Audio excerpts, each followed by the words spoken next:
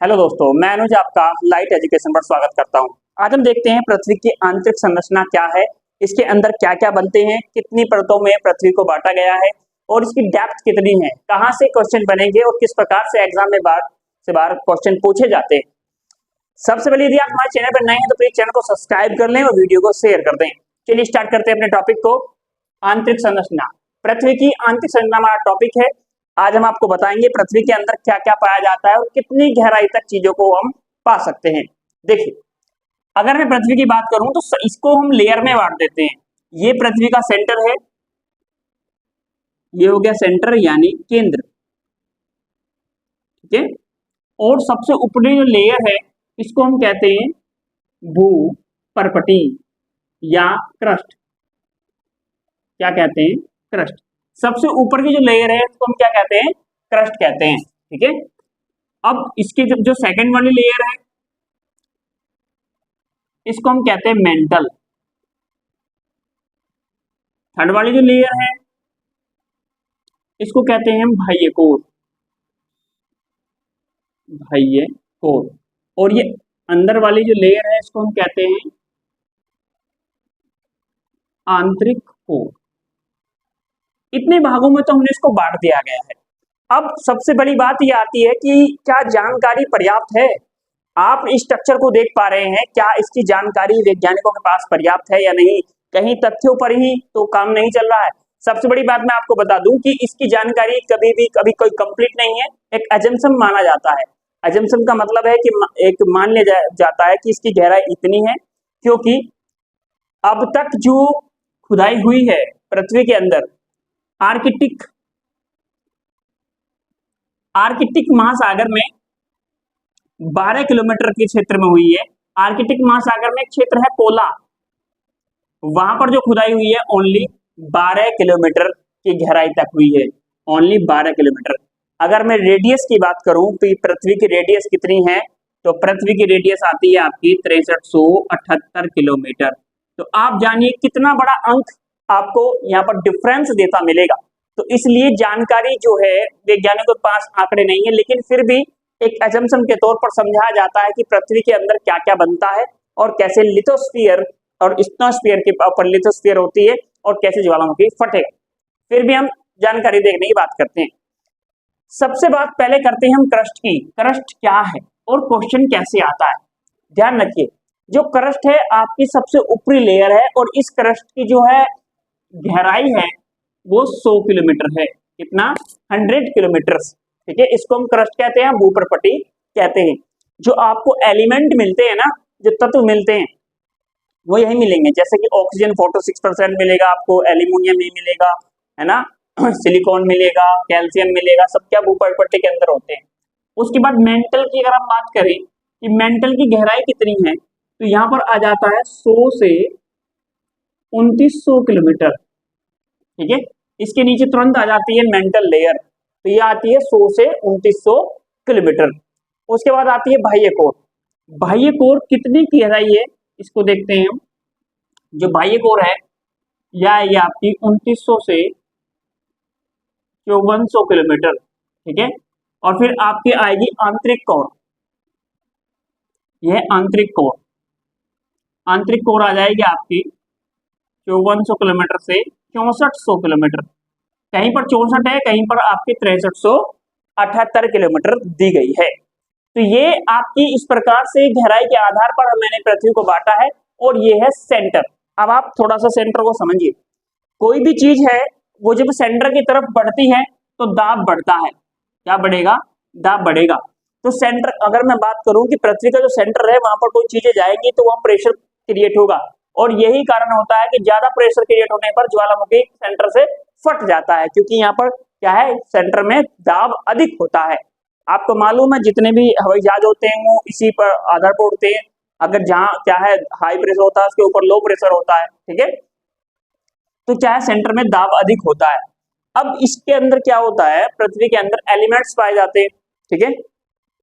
Elements क्या क्या होते हैं, जैसे कि कार्बन हो गया आपका, ठीक है, ऑक्सीजन तत्व हो गया।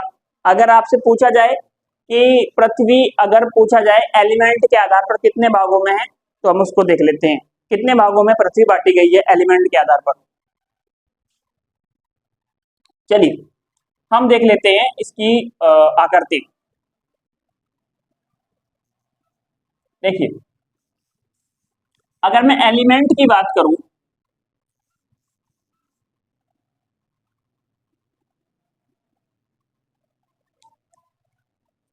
तत्वों के आधार पर, तत्वों के आधार पर पृथ्वी को 3 परतों में बांटा गया है। परतों के आधार पर पृथ्वी को कितने भागों में बांटा गया है? 3, है ना, 3 भागों में। तो वो किस प्रकार है देखिए,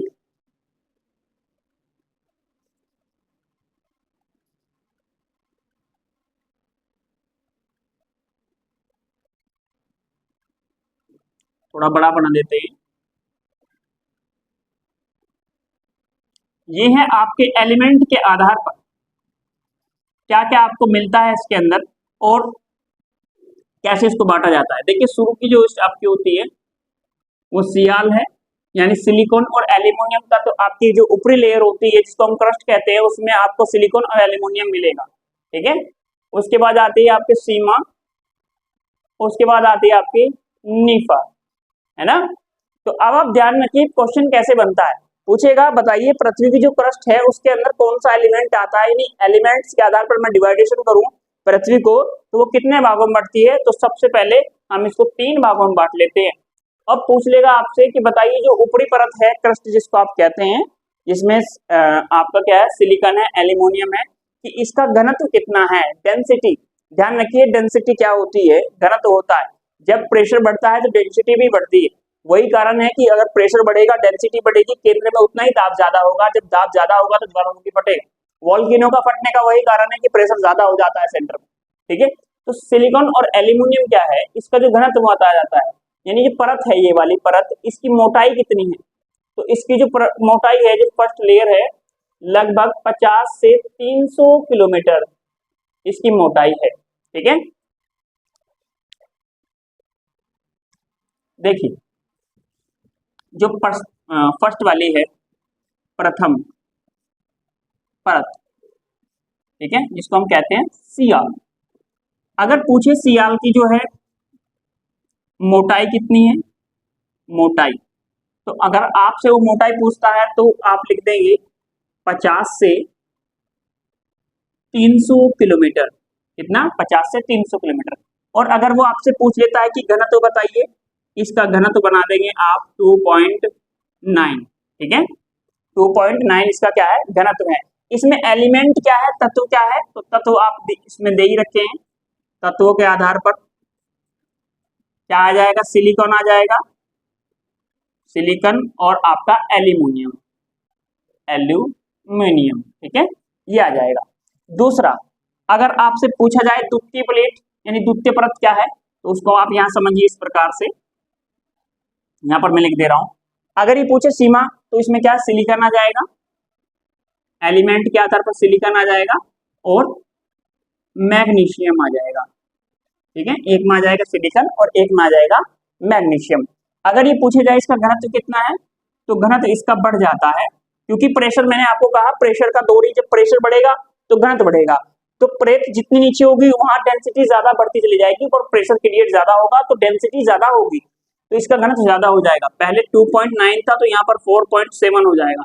तो 2.9 से 7.4 क्या है, 4.7 हो रहा है, क्योंकि डेंसिटी बढ़ रही है और दाब भी बढ़ रहा है, ठीक है। और इसकी मोटाई की बात करूं तो मैं 1000 से लगभग 2000 किलोमीटर इसकी मोटाई है, ठीक है। उसके बाद आता है सबसे मोस्ट इंपोर्टेंट आपका नीफे, नीफे, ठीक है। एनआई से क्या हो जाता है आपका निकिल, निकिल, और एफई से आ जाओ आपका हो जाए फेरस, फेरस। ध्यान रखना अगर पूछा जाए कि बताइए पृथ्वी में चुंबकीय जो गुण होता है वो किस कारण होता है, तो ध्यान रखना पृथ्वी में चुंबकीय गुण जो होता है वो फेरस और निकिल के कारण ही होता है, क्योंकि इसमें क्या, फेरस क्या है, एक लोह तत्व है और वही क्या मैग्नेट पैदा करता है। तो ध्यान रखना पृथ्वी के अंदर जो चुंबकीय गुण पैदा करता है वो निकिल और फेरस के ही अकॉर्डिंग होता है। तो यहाँ दाब सबसे ज्यादा होगा, तो यहाँ पर डेंसिटी भी सबसे ज्यादा होगी। बेसिकली देखिए, तो यहाँ पर अगर आपसे पूछा जाए कि इसका घनत्व क्या है, तो इसका घनत्व पड़ेगा 11 क्यूबिक स्क्वायर, यानी 11 हो जाएगा। ठीक है, पहले का है 2.9, दूसरे का है 4.7 और तीसरे का 11 हो जाता है। तो ये थी आपकी पृथ्वी की आंतरिक संरचना।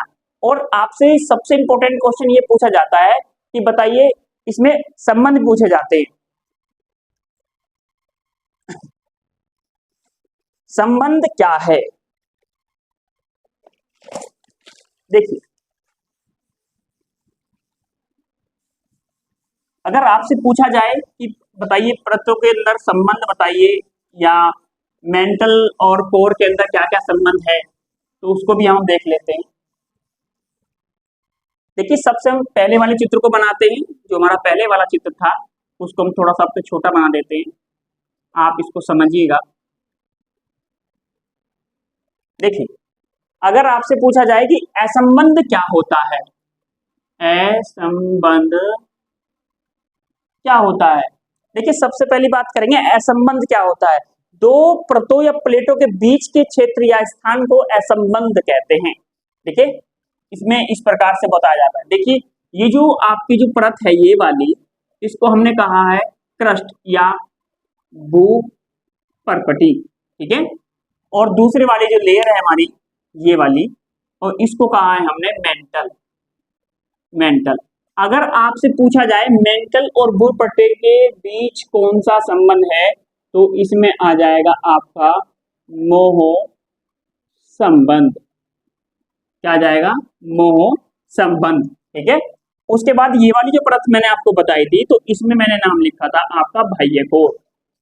बाह्य कोर पूछेगा मेंटल और बाह्य कोर के। आप ये सोच रहे होंगे कि लगातार भैया बोलते ही जा रहे हैं, बोलते ही जा रहे हैं। देखिए, इतना टाइम आपके पास भी नहीं है, मेरे पास भी नहीं है। ठीक है, एग्जाम में डायरेक्ट पूछे जाते हैं। ठीक है, बिल्कुल सीधम सीध। तो हम सीधी बात पर आएंगे, ना बकवास करेंगे।